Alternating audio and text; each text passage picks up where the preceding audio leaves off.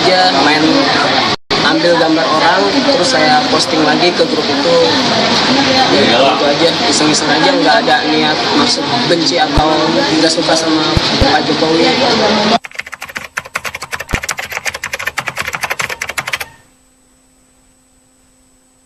Dari banyak grup, ada grup Jokowi Presidenku.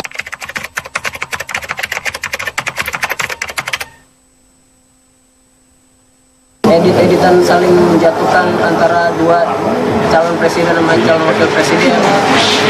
Kamu ngambil aja gitu? Saya ngambil aja, Pak.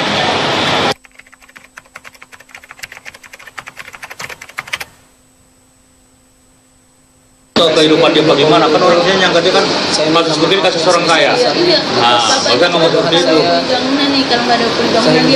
Saya bisa melakukan hal bodoh yang bisa memberikan banyak. Itu dia. Sekarang kalau orang seperti itu, bagaimana? Kalau orang yang lain kan nggak tahu bahwa dia itu orang bawa uang aja. Saya benar-benar tidak turun ke tengah malam, saya katakan di Facebook atau saya komentari di Facebook saya. Anak-anak saya jangan tidur, takut dia gantung diri atau pingsan. Coba kalau orang sepi saja. Saya tidur di kasur di sini. Postingan sesama dua kubu, main kata-kataan, saling posting-postingan. Cuma dia nggak mau Saya tanya janji nggak pernah. Iya, di sini makanya ibu gua sama bapak insya Allah. Tapi itu cuma iseng ya, saya Sat, bertanggung jawab. Penangguhan penahanan terhadap Muhammad Arsyad, tersangka penghinaan dan pencemaran nama baik Presiden Joko Widodo, ditanggapi oleh mantan kuasa hukum tim Jokowi JK, Eva Kusuma Sundari. Eva menegaskan bahwa penangguhan tersebut adalah hak kepolisian dan pihaknya menyerahkan sepenuhnya kepada polisi. Sebetulnya saya mendapat laporan dari relawan, kemudian relawan itu memberikan gambar tersebut. Lalu saya lapor kepada Sekjen ya, Pak Cahyo waktu itu. Dan Pak Cahyo bilang, oke, kita urus, biar diurus oleh tim hukum partai. Tapi begini ya, bahwa setiap orang kalau melaporkan ini mempunyai hak, karena memang sesuai undang-undang ini adalah kejahatan umum, bukan kejahatan berdasar dari aduan dan seterusnya. Nah, jadi saya melihatnya bukan isu siapa yang melaporkan, tetapi lebih kepada tindakan yang tidak sepantasnya dan tergolong kepada kejahatan seksual. Bisa dikatakan dia cuma mengposting, sedangkan yang membuat atau yang pertama kali menyebarkan kan bukan dia. Apakah akan menyeret orang-orang lain gitu atau itu urusan penegak hukum, alasan penyidik. Sepatutnya memang harus dilihat derajat dari kesalahannya, dan kita serahkan kepada proses hukum yang berlaku. Tidak haknya Pak Jokowi, tidak haknya Bu Mega, tidak haknya PDIP untuk intervensi tersebut. Tapi saya berharap polisi bisa menemukan sampai kepada mastermind-nya ya, yang membuat dan kemudian juga yang mengedarkan pertama kali. Proses hukum bisa berlanjut dan pelakunya bisa tetap datang sesuai dengan panggilan dari kepolisian. Jadi saya merasa pantas lah untuk ditahan di luar, karena ibunya juga menangis ya, karena ternyata tulang punggung keluarga. Jadi lebih kepada alasan kemanusiaan, tetapi bukan berarti pelaku kemudian tidak mendapatkan ganjaran untuk mempertanggungjawabkan kelakuannya karena tindakannya, karena memang kita mengikuti pasal-pasal yang ada di Undang-Undang Pornografi harus. Ya, pemerintah memastikan kenaikan harga BBM bersubsidi dilakukan sebelum akhir tahun. Perbincangannya akan kami hadirkan sesaat lagi.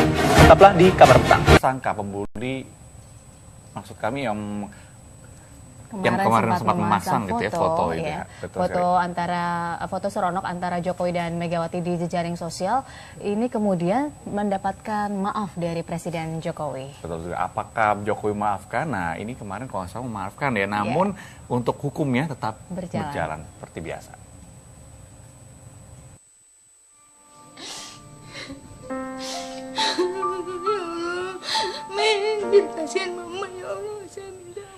Bersujud dan menangis lagi.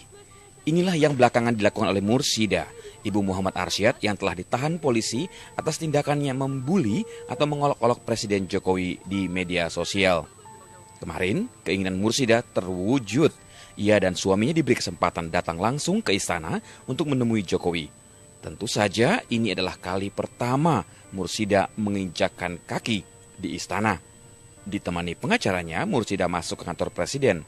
Tak butuh waktu lama, Mursida keluar kembali dengan wajah yang lebih bahagia. Tidak perlu bersujud menyembah seperti yang direncanakan semula. Permohonan maaf sudah didapat. Alhamdulillah ya, saya senang dimaafin. Kasih itu juga nih tadi. Duit sama ibunya. Oh, dikasih duit. Dikasih uang saku juga. Dikasih uang saku juga sama ibunya. Sama ibu. Kalau sama ibu ngomong apa aja? Ya udah, kan di situ bareng-bareng. Ngomong tadi kerjaannya. Dikasih tahu kerjaan anaknya ini. Ya udah, terus dia kasih amplop ini. Oh, Kasih tadi ibu curhat tentang anak ibu. Iya. Bapak memaafkan, alhamdulillah. Saat keluar dari kantor kepresidenan, Jokowi kembali menghampiri Mursida yang masih memberikan keterangan pada para wartawan. Ya semuanya harus saling menghormati hak orang lain. Ya. Kemudian juga aturan-aturan hukum yang ada, siapapun,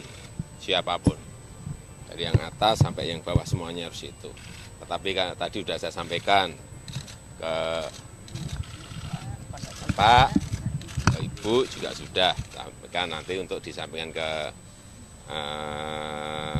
putranya, ke Mas Muhammad Arsyad, agar lebih hati-hati dalam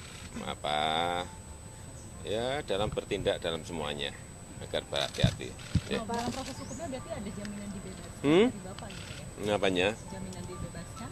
Ya, besok penangguhannya sudah, saya kira saya sampaikan banyak. Besok sudah bisa ketemu.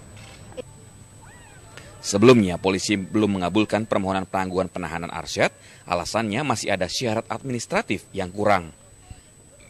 Nanti akan kami pertimbangkan apakah bisa ditangguhkan atau tidak. Namun kita harus menunggu dulu, harus ada dulu permohonan penangguhan dari keluarga tersangka yang diketahui oleh RT RW setempat. Jadi bukan hanya berdasarkan surat penangguhan, tetapi harus diketahui oleh RT RW setempat. Setelah itu diajukan penyidik mempelajari prosedurnya, setelah dipelajari kemudian diajukan saran pertimbangan kepada pimpinan. Kasus pelanggaran Undang-Undang Pornografi dan Undang-Undang ITE yang dituduhkan kepada Muhammad Arsyad menarik perhatian banyak kalangan dan juga menimbulkan pro dan kontra. Salah satu alasannya, perang bully di media sosial banyak terjadi dan tidak sedikit tokoh politik yang menjadi korban bully dengan berbagai jenis, mulai dari editing foto, video, hashtag, dan beragam jenis kreativitas lainnya. Tim Liputan Amnesty TV melaporkan dari Jakarta. Ya, kalau dikatakan tadi sebenarnya apa yang disampaikan oleh Pak Jokowi itu tidak hanya untuk Arsyad saja, tapi juga untuk semua masyarakat ya, bahwa kita harus lebih bijak dan lebih dewasa ketika kita memposting sesuatu dalam Twitter ataupun Facebook ataupun apapun di dunia maya ya. Dan ini juga yang menarik adalah Presiden Jokowi betul-betul mau menerima ya langsung dan tidak dipersulit untuk bertemu dengan Presiden. Ini menunjukkan Presiden Jokowi itu sangat ingin dekat dengan rakyat. Salah satunya kemarin terlihat ketika mengunjungi Sinabung. Presiden Jokowi membagikan nomor handphonenya untuk masyarakat supaya kalau misalnya ada mau curhat atau mungkin memberikan kritik dan saran bisa langsung SMS. Nah, namun ternyata ini ada efek sampingnya. Ternyata karena sudah membagikan dan juga mengumumkan nomor di media dan ternyata ada yang nomor telepon yang mirip dengan Jokowi ini bernama Herman Abidun, warga Gorontalo. Ini ternyata telepon selulernya sekarang seringkali error karena kedapatan banyak sekali message.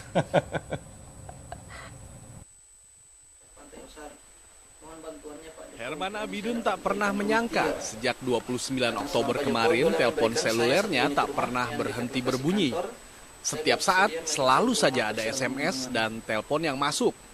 Mulai SMS yang berisi ucapan selamat, pujian, harapan, keluh kesah, hingga rasa tidak puas, semua memenuhi telepon seluler Herman Abidun. Tapi bukan Herman Abidun. Usai dilakukan otopsi, keluarga bersama warga desanya melakukan blokade jalan dan membawa jenazah Imron untuk dimakamkan.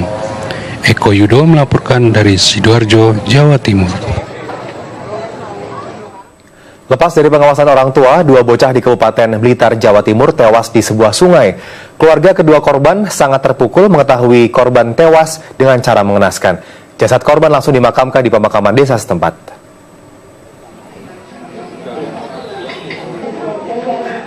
Duka mendalam dirasakan oleh orang tua Salsabila Saputri dan Rosalinda, balita berusia 3 tahun, warga satu desa Sukosewu, Kecamatan Gandusari, Kabupaten Blitar. Aja main ambil gambar orang, terus saya posting lagi ke grup itu. Ya itu aja, iseng-iseng aja, nggak ada niat maksud benci atau nggak suka sama Pak Jokowi.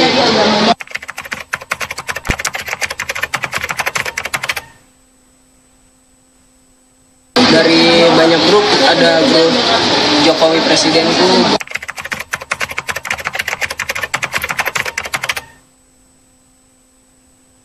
Edit-editan saling menjatuhkan antara dua calon presiden sama calon wakil presiden. Kamu ngambil aja itu? Saya ngambil aja, Pak.